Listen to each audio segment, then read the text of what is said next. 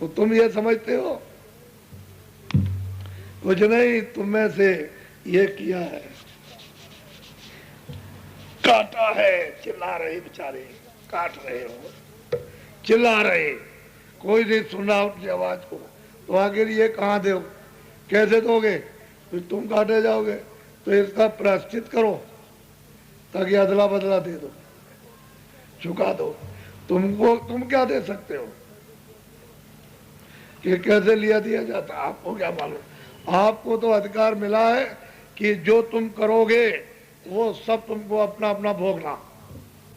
उसने कभी ये नहीं कहा काल रूप में तिनकर भ्राता शुभ अशुभ कर्म फल दाता। मैं अच्छे बुरे कर्मों का फल देता हूं, मैं किसी को माफ नहीं करता, किसी को नहीं छोड़ सकता। मेरा विधान है, मैंने तुमको पूरा अधिकार दिया और मनुष्य शरीर दिया है सबसे ऊंचा, तुम जीवात्मा को जगा लो, तुमको पूरा अधिकार है। और तुम उस मालिक के पास जहां से आए हो उसके पास पहुंचा दो। मैं उस मालिक के पास नहीं जा सकता हूं जहां से मैं आया हूं, तुम आए हो, लेकिन तुमको पूरा अधिकार है। तो बताओ, इतना बड़ा अधिकार है, इसलिए अभी ये नाम लिखाओ सेवा और हम भरेंगे। तुम दस्तखत करना कि कल कोई कहे कि मतलब है कि क्या है, तो मैं दस्तखत दिखा दूंगा कि देखो ये है, ये तुम्हारी साक्षी हो जाए, साक्षी रहेगी। तुमको नहीं मालूम इससे कितने फायदे होते हैं और कितना फल होता है, तुमको ये मालूम नहीं, तुम जानते नहीं हो। इसलिए सीधा साधा काम करो, इधर उधर नहीं।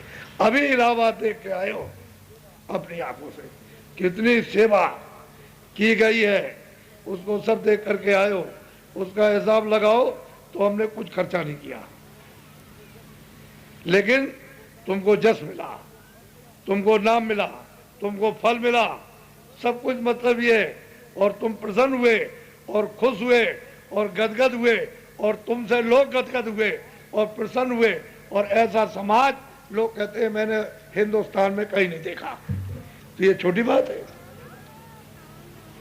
इन नर नारियों ने इस तरह का वहां संगम पर बालू यानी पाटी नदी को कि लोग देख करके दांतों तले उंगली कि ऐसा नहीं कोई कर सकता है। तो ये सब ये महात्माओं के, ऋषियों मुनियों के यहाँ पहले होता रहता था, वो सब छोड़ दिया और ऋषि मुनियों को भी गौंड करके पिए जा रहे हैं और कह रहे हो कि मैं आनंद ढूंढ लूंगा। यह आनंद मिट्टी में मिलेगा, ये मिट्टी में आनंद मिलने वाला नहीं। तो इसलिए अच्छा हुआ कि आपने दर्शन दिए और मैं इनके कहने पर इन्होंने बहुत आपकी तरफ से दुख व्यक्त किया, तो मैंने कहा कि अच्छा मैं इधर से थोड़ा निकल जाऊंगा, नहीं मेरे पास समय यहाँ आने का नहीं था। मेरे लिए पंजाब में, हरियाणा में, उत्तर प्रदेश में, बंगाल में, आपके उड़ीसा में, आपके आंध्रा में, यानी इस तरह की हिमाचल प्रदेश में ऐसी पुकार है। यहाँ से मतलब ये है कि जल्दी से चले आइए, और दे दिए समय और लोग रो रहे हो, मेरे पास समय नहीं बचता, क्या करूं। मैं इस समय सत्संग समाप्त करके, बहुत बड़ी भीड़ थी वहाँ जलगांव में, समाप्त करके और फिर आया और रात को 150 किलोमीटर, तो गाड़ी इन लोगों की खराब हो गई तो वहाँ रुकना पड़ा।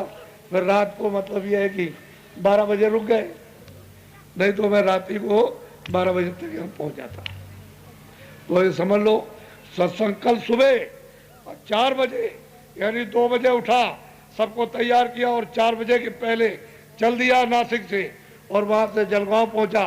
और रास्ते में कितने लोग मतलब ये मिले और उनसे सबसे मिले रास्ते में झुंड के झुंड, और फिर जलगांव में पहुँचा तो वहाँ पूरा आलम, दिन भर उनसे मिलता रहा, शाम को सत्संग किया, उसके बाद वहाँ से भगा और आपके पास। अब सुबह से आप लगे हुए तो मैं आपके बीच ही में, कल दिन भर रहेगा, कल शनिचर है। मैं ये नहीं कह सकता हूँ कल मैं आज सत्संग करने के बाद यहाँ से जा भी सकता हूँ, क्योंकि मेरे पास समय नहीं है, फिर मैं यहाँ से चला जाऊंगा। आपको जो चीजें सुना रहा हूं ये सुनने को नहीं मिलेगी। आप पहले तो मैं यही तैयारी कर रहा था कि सुनने वाले तो कम से कम कुछ तैयार हों। अब तो देश में ऐसी चिंगारी यानी पड़ी है और चारों तरफ गिरी कि अब सुनने वाले तैयार हो गए। पहले आप नहीं सुनना चाहते, आंख बचा करके धीरे से निकल जाते थे। अब सुनना चाहते, जगह जगह लोगों की इच्छाएं जाग गई। तो अब इतना बड़ा कि हिंदुस्तान के तमाम साधु लग जाएं, लेकिन ये जो आप नीम सारण में देखोगे वो हजारों वर्षों में ऐसा नहीं आपने देखा। वो आप देखिएगा कि सेवक की कितनी मेहनत। ये आपका पक्का सेवक है, ये कोई महात्मा साधु नहीं है, पक्के सेवक है। हमारा काम ही सेवका करना। तो आप चतुर चालाक बनो, होशियार बुद्धिमान कि सेवक से अपना काम करा लो, क्या नुकसान। वो तो चिल्ला रहा कि भाई कोई सेवा ले लो, अब तुम ना कराओ तो वो कोई क्या करेगा। बोलो बोलो जय गुरुदेव। यहाँ कुर्सियों पे बैठो और कल कुर्सियां ज्यादा लगाओ, 5-7 और जल्दी क्योंकि आदमी बहुत आ रहे हैं तो सब लिखाएंगे। और जितने भी नामदानी हो, ये नहीं कि बगली काट करके, ऐसे नहीं, वो सब आपको फल मिलेगा। इधर उधर मुरझा करके नहीं, दिल खोल करके। क्योंकि महात्माओं के यहाँ तुम्हारे शास्त्रों में लिखा है आज का हजारों बरस का कि जितनी भी कमाई तुम करते हो खेती दुकान दफ्तर में, उसका 10वां हिस्सा उस समय का, हजारों वर्षों के पहले का। आज का तो बहुत ज्यादा हो गया।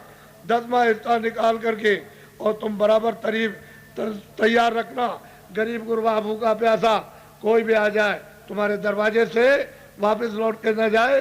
अगर चला गया तो तुम्हारा दरवाजा शमशान है, मरघट है। ये तुमको बताया शास्त्रों में, उसी में लिखा हुआ है जो तुम रोज पढ़ते हो और तुमको उसका भी ज्ञान नहीं होता। मैं कोई नई थी जो सनातन अनाथ की जो आपको रास्ता पकड़ाया था कि ये करते रहोगे चलते फिरते महात्मा मिल जाएंगे, उस प्रभु को प्राप्त करने वाले।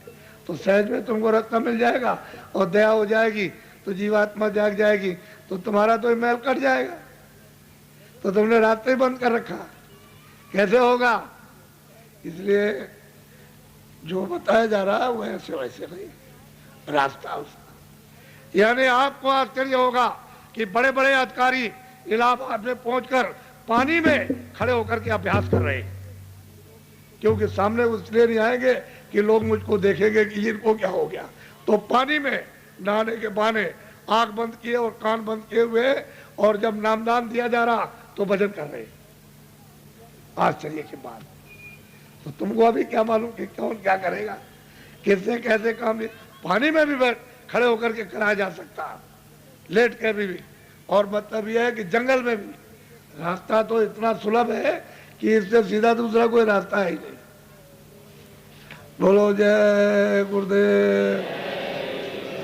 तो मैं अभी रहूंगा यहाँ, आप लोग जिनका नहीं लिखा और लिखाओ जल्दी से अब इस पर कागज पर, और यहाँ दस्तखत करो। सीधा सीधा काम करो, टेढ़ा मेढ़ा मत करो। तुम कहते बाबा जी सब तुम्हारा है, सब आपका, बच्चे भी आपके, ये भी आपका, घर आपका, खेती आपकी, ये आपका, वो आपका। ये जब ये कहते हो तो फिर क्या बात है।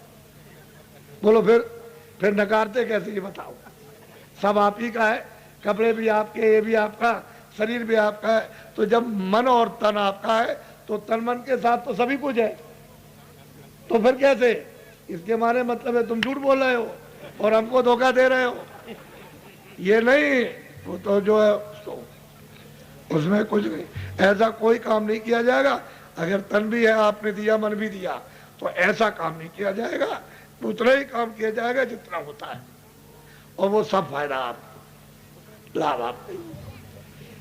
वो तो कुदरत ने सब नियम बना रखे, उसके अनुकूल, उसके मसाले के अनुकूल चलो तो काम हो जाएगा। मसाला मसाले को काटता है, ऐसे काट देगा, आपको नहीं मालूम है, ऐसे काटता। तो यही चीज है, उसी से कटवा लेगा। जो आपने जमा किया धीरे से कर देगा, काम हो जाएगा।